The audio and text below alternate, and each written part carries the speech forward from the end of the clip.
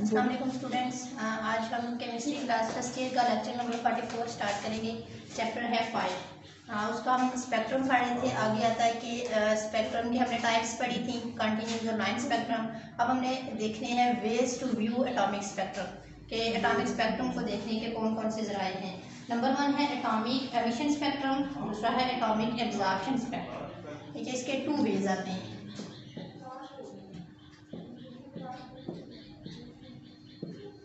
Number 1 atomic emission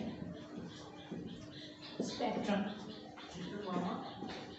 कि जिसमें light emit हो रही होगी। नंबर 2 है एटॉमिक एब्जॉर्प्शन स्पेक्ट्रम।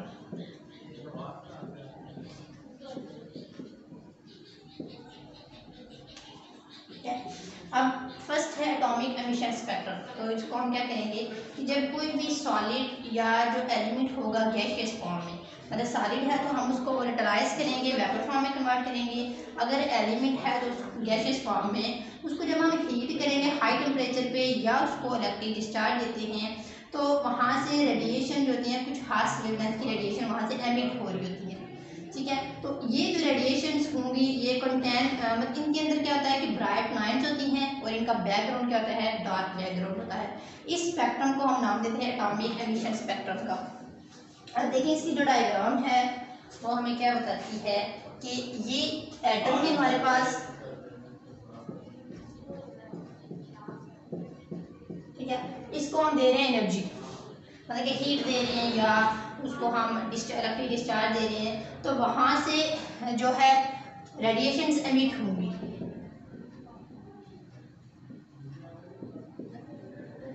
कि जो इसको हमने हीट दी या इलेक्ट्रिक डिस्चार्ज दिया तो वहाँ से ये जो एटम्स हैं, ये हमारे पास एटम है एटॉमिक फॉर्म में जो एटम पाया जाएगा, ठीक, या मॉलिक्यूल होंगे, तो इनको हम डिस्चार्ज दे रहे हैं या इसको हीट दे रहे हैं, टेम्परेचर दे रहे हैं, तो वहाँ से रेडिएशंस निकलेंगी। वो जो रेडिएशंस एमिट होंगी वो डिटेक्ट कहाँ पे होंगी, डिटेक्टर। अब डिटेक्टर पे हमें क्या नजर आएगा कि ब्राइट लाइंस हैं और बैकग्राउंड क्या है उनका, डार्क।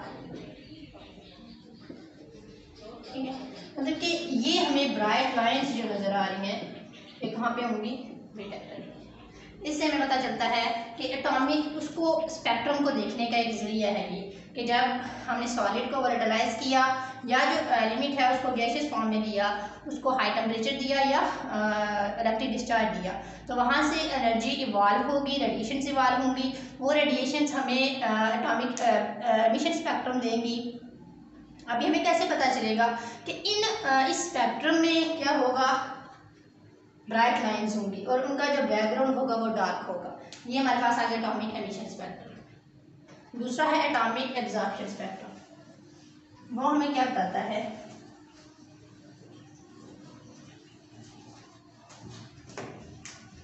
Atomic absorption spectrum.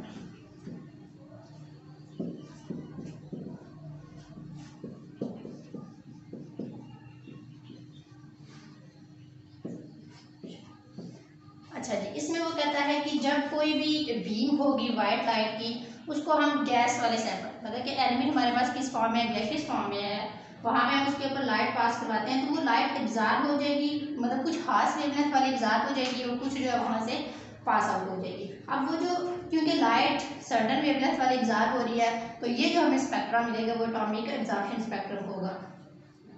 अब ये जो एब्जॉर्ब हो रही है ये कैसे अपीयर होगी, जैसे हमने एमिशन में देखा कि वो ब्राइट लाइंस थी, डार्क बैकग्राउंड था। अब यहाँ पे लाइंस डार्क होंगी और जो बैकग्राउंड है वो क्या होगा, ब्राइट होगा। अब देखिए ये हमारे पास इसकी डायग्राम है, ये हो गया एटम, यहाँ से हम इसको एनर्जी दे रहे हैं डिफरेंट वेवलेंथ, कुछ यहाँ से पास हो जाएंगी, कुछ क्या होगा, एब्जॉर्ब हो जाएगी। ठीक है, अब डिटेक्टर पे जाके हमें क्या नजर आएगा, ये हमें स्पेक्ट्रम मिल जाएगा। यहाँ पे जो लाइंस होंगी डार्क होंगी, जो बैकग्राउंड होगा वो क्या होगा, ब्राइट होगा। तो ये डार्क लाइंस हमें मिल गई और बैकग्राउंड ब्राइट हो गया। तो ये हमारे पास एटॉमिक एब्जॉर्प्शन स्पेक्ट्रम आ जाता है। अब वो कहता है कि ये बात इंटरेस्टिंग है कि जो पोजीशन होती है या जो वेवलेंथ होती है लाइंस की, वो एमिशन में भी अपीयर हो रही होती है और एब्जॉर्प्शन में भी अपीयर हो रही है, उनकी सेम पोजीशन उनकी सेम लगेगी। अब क्या एमिशन स्पेक्ट्रम में ये जो लाइंस हैं ये ब्राइट होती हैं, क्यों? क्योंकि वहाँ पे वेवलेंथ वो वाली वेवलेंथ एमिट होती है जो ब्राइट हो, ठीक है, ब्राइट वेवलेंथ वाली जो लाइट है वो एमिट होती है। तो इस वजह से वहाँ पे उसका जो हमें लाइनें नजर आएंगी वो ब्राइट होंगी और बैकग्राउंड डार्क होगा। अब जो डार्क जब अपीयर होती है एब्जॉर्प्शन स्पेक्ट्रम में, वो क्यों होता है? क्योंकि जो वेवलेंथ होती है are being absorb by the element, मतलब ब्राइट जो होती है डार्क वेवलेंथ वाली जो रेडिएशन है वो एब्जॉर्ब हो जाएंगी और ब्राइट वाली वहाँ से निकल जाएंगी, ठीक है। उसके बाद आता है हमारे पास ये दो वेज आ गए एटॉमिक स्पेक्ट्रम को व्यू करने के, एक था एमिशन, दूसरा था एब्जॉर्प्शन। एमिशन में लाइट एमिट हुई थी और वो हमें ब्राइट लाइन की फॉर्म में नजर आई थी, और जो एब्जॉर्प्शन है वहाँ पे लाइट एब्जॉर्ब हुई थी और हमें डार्क लाइन्स की हमें फॉर्म में नजर आई थी। अब फिर आता है हाइड्रोजन स्पेक्ट्रम, कि हाइड्रोजन स्पेक्ट्रम क्या चीज़ है।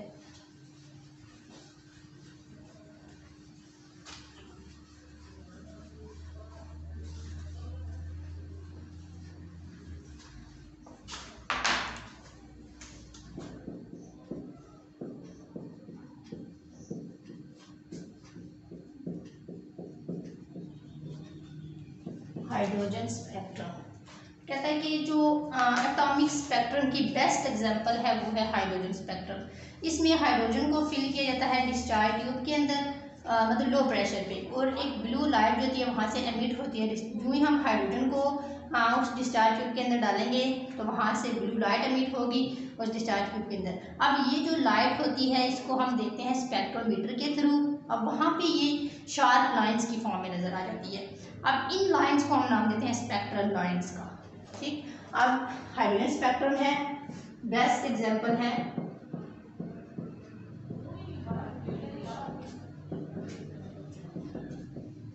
एटॉमिक स्पेक्ट्रम की।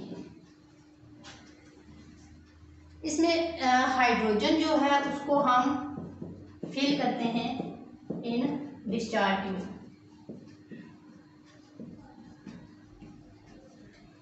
तो डिस्चार्ज ट्यूब के अंदर हमें ब्लू लाइट नजर आ जाएगी, ठीक है। अब इस ब्लू लाइट को देखा कहाँ पे जाता है? स्पेक्ट्रोमीटर में। जब हम स्पेक्ट्रोमीटर में इसको देखते हैं तो वहां पे हमें लाइंस, छोटी छोटी लाइंस नजर आएंगी, ठीक है। अब इन लाइंस को हम नाम देंगे स्पेक्ट्रल लाइंस का। ये हमारे पास आ गया हाइड्रोजन स्पेक्ट्रम।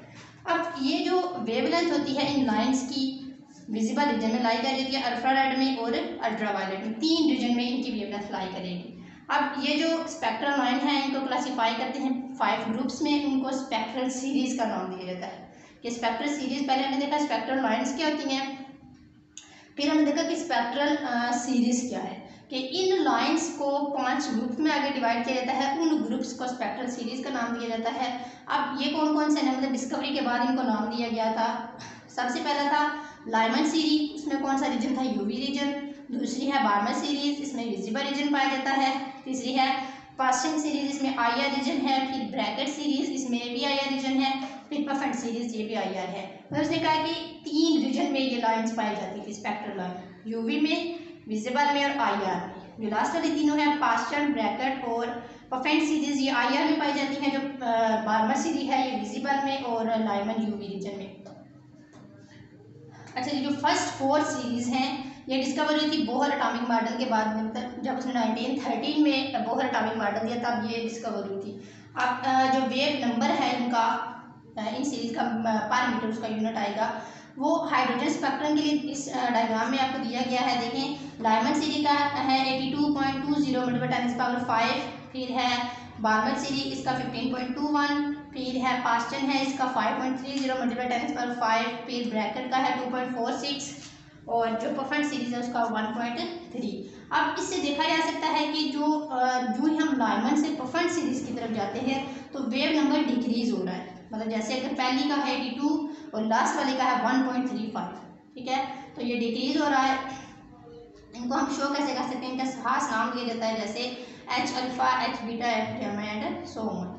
ये हमारे पास आ गया हाइड्रोजन स्पेक्ट्रम, कि हमने एटॉमिक स्पेक्ट्रम की बेस्ट एग्जांपल है हाइड्रोजन स्पेक्ट्रम। उसको डिस्चार्ज ट्यूब के अंदर रखा, वहाँ पे ब्लू लाइट हमें नजर आई, ठीक है। वो ब्लू लाइट डिफरेंट लाइंस थी, उनको नाम दिया गया स्पेक्ट्रल लाइंस का। अब ये स्पेक्ट्रल लाइंस को हमने डिफरेंट ग्रुप में रखा, उन ग्रुप को नाम दिया गया था स्पेक्ट्रल सीरीज का। अब ये कौन कौन से थे? लाइमन थी, बार्मर्स थी, पास्टन सीरीज, ब्रैकेट और प्रोफेंट सीरीज थी। अब फिर डायग्राम में जो टेबल था वहाँ पे हमने देखा कि इसकी जो वेवलेंथ है वो लाइमन से प्रोफेंट की तरफ डिक्रीज होती जाती है, ठीक है। फिर वो कहते हैं कि जो ओरिजिन है हाइड्रोजन स्पेक्ट्रम का, कैसे ओरिजिनेट ये कैसे हुआ था, कैसे वो बोहर मॉडल को पे बेस करके ओरिजिनेट हुआ था। तो इसके अकॉर्डिंग हमारे पास आता है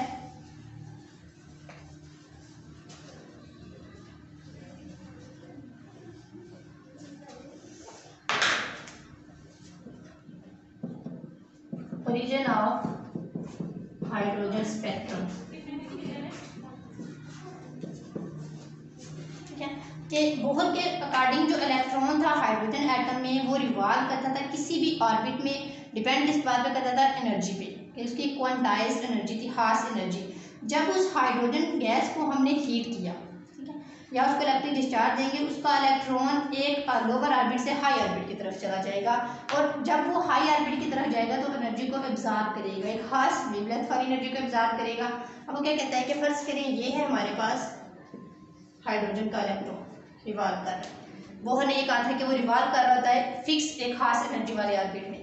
अब जब हाइड्रोजन गैस को हीट दी, कंडीशन क्या है कि हमने उसको हीट प्रोवाइड की या उसको इलेक्ट्रिक डिस्चार्ज दिया,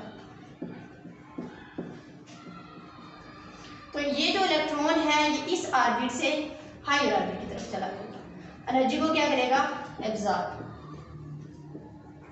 बाय एब्जॉर्बिंग एनर्जी। अच्छा जी, इसी तरह जब ये वापस अपनी जगह पे, मतलब कि पहले वो इनर से आउटर में गया, एनर्जी इसने एब्जॉर्ब की, जब ये आउटर से वापस अपनी ओरिजिनल फॉर्म में आएगा तो वहां से ये एनर्जी को क्या करेगा? रिलीज, मतलब कि एनर्जी को रिलीज करते हुए वापस ये अपनी जगह पे जब वापस आता है तो ये जो एनर्जी है ये पार्टिकुलर वेवलेंथ वाली होती है, ब्राइट लाइंस की फॉर्म में हमें नजर आएगी। तो इसको हम नाम देते हैं कि ये स्पेक्ट्रम है किसका? हाइड्रोजन गैस का। जैसे देखा डायग्राम में बताया गया है कि पहले कंटिन्यू स्पेक्ट्रम आ रहा है प्रोफेंट सीरीज पे, फिर ब्रैकेट है, फिर पार्शियल सीरीज, फिर विजिबल स्पेक्ट्रम, और लास्ट पे हमारे पास आता है लाइमन सीरीज। उसकी वेवलेंथ क्या थी? सबसे ज़्यादा थी, और एनर्जी उसकी सबसे कम होती है, ठीक है। ये हमारे पास उसका ओरिजिन आ जाता है। उसके बाद वो कहता है कि जो स्पेक्ट्रल लाइन्स होती हैं लाइमन सीरीज की, वो प्रोड्यूस होती हैं जब इलेक्ट्रॉन जंप करता है N2 से, मतलब कि पहले वो N2 में रहता है, ठीक, इससे 2 में चला गया 3, 4 एंड सो या N1 = 1। वहाँ पे लाइमन के बारे में कुछ मतलब इसने रीज़न उसने जानी थी इस बात की कि क्या है कि जब स्पेक्ट्रल लाइन की लाइमन सीरीज तब प्रोड्यूस होगी जब इलेक्ट्रॉन N2 से हाई में जंप करके जाएगा। इसी तरह जो स्पेक्ट्रल लाइन की बार्मर सीरीज होती हैं वो डिस्कवर हुई थी 1887 में, वो उस टाइम ओरिजिनेट हुई थी जब इलेक्ट्रॉन ने जंप किया था N2 से 3, 4, 5, 6 to N2 N1 = 2, मतलब कि 3, 4, 5, 6 इन ऑर्बिट से जब वापस वो N1 में आया था तब हमारे पास बार्मर सीरीज आई थी। इसी तरह पास्टन, ब्रैकेट और प्रोफेंट सीरीज जो थी ये प्रोड्यूस हुई थी जब इलेक्ट्रॉन जो ट्रांजिशन हुई थी हायर ऑर्बिट से थर्ड में, मतलब कि जब पहले में आई थी तो आया, जब 2 में आई, जो ऑर्बिटल नंबर 2 में जब आया है तब हमारे पास लाइमन सीरीज आई थी, जब ऑर्बिटल 1 में आया है तब हमारे पास बार्मर सीरीज आई थी, जब 3rd, 4th एंड 5th में आया तो हमारे पास पास्टन, ब्रैकेट और प्रोफेंट सीरीज आ जाती हैं। तो ये उसका ओरिजिन था, जो हाइड्रोजन स्पेक्ट्रम था उसकी ओरिजिनेशन कैसे हुई कि ये वो अपने ऑर्बिटल में रिवॉल्व कर रहा था, एनर्जी को एब्जॉर्ब करके वो हाई ऑर्बिट में गया, जब वो एनर्जी को रिलीज करके वापस अपने लोअर ऑर्बिट में आया तो वो जो एनर्जी रिलीज हुई थी वो in the form of spectrum थी, सर्टन उसकी वेवलेंथ थी, तो वो उसको हाइड्रोजन स्पेक्ट्रम का नाम दिया गया।